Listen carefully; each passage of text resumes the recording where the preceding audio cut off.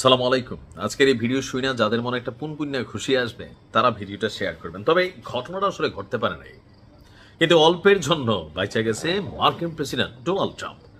ট্রাম্পের একটা ভিডিও প্রকাশিত হবার পর প্রথমেই সবাই ধারণা করছিল এই বেটা কোনো মুসলিম এবং কি সে হয়তো ইরানের সমর্থক অথবা প্যালেস্টাইন অথবা ইরাক আফগানিস্তানের কোনো হয়তো নাগরিক। কিন্তু সবাইকে অবাক করে দিয়ে ট্রাম্পকে যেই নৈশভোজের প্রোগ্রামে জীবনের তরে শেষ করে দেওয়ার জন্য বড় একনলা বন্দুক নিয়ে ঢুকে গেছিল ওই ব্যক্তিটার নাম হচ্ছে টমাস অ্যালেন।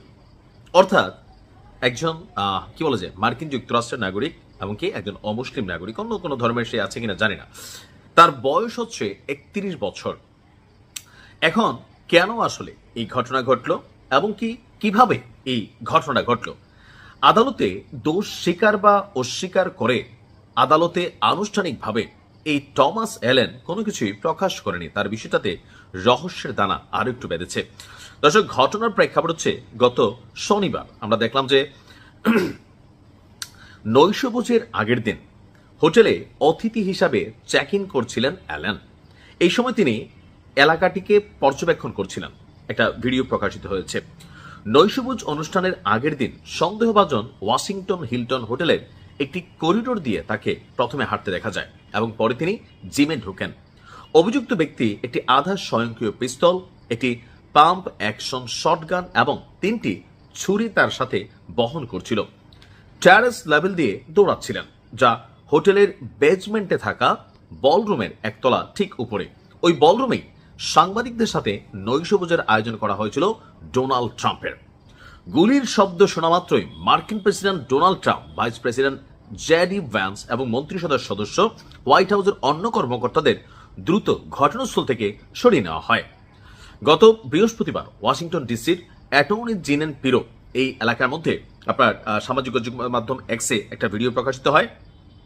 মাত্র 4 সেকেন্ডেই মার্কিন যুক্তরাষ্ট্র প্রেসিডেন্টের জন্য যে নিরাপত্তা বলয় তৈরি করা হয়েছে সেই বলয় ভেঙে প্রায় ঢুকেই গিয়েছিল এই টমাস অ্যালেন।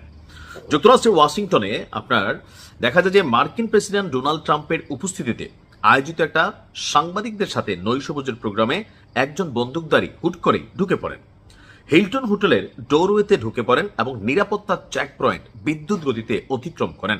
আর এই কাজটি করতে তার সময় লেগেছে মাত্র 4 সেকেন্ড। ভিডিওতে আমি দেখেছি এখানে অনেকগুলো মানুষ বসা ছিল, এমনকি নিরাপত্তা কর্মীরা একটু আরামে এসেছিল, বাকিরা অ্যালার্টিং পজিশনে ছিল। আর এখানে যে এমন একটা ঘটনা ঘটতে পারে এটা আসলে কারোর মাথায় আসে নাই। আমিও ভিডিওটা দেখার সময় বুঝতে পারিনি যে এখানে এমন কিছু ঘটবে। তদন্তকারীরা বলছেন যে গত শনিবার হিলটন হোটেলে ওই ঘটনার এক পর্যায়ে অভিযুক্ত হামলাকারী হোঁচট খেয়ে পড়ে যান এবং তাকে দ্রুত গ্রেপ্তার করা হয়। এখন হোঁচট খেয়ে পড়ে যাওয়ার যে বিষয়টা আমার কাছে মনে হয়েছে এন্ট্রি পয়েন্টে তাকে আসলে শুট করা হয়েছিল। তো এই বিষয়টাকে মার্কিন প্রশাসন অনেকটা ব্লার করে দিয়েছেন ভিডিও ফুটেজ যেটা প্রকাশিত হয়েছে। এখন কেন আসলে সে এই কাজটা করলো, তো এ নিয়ে তাকে ব্যাপক জিজ্ঞাসাবাদ করা হয়েছে, কিন্তু আপনার সেই কোনো রকম মন্তব্য করেনি।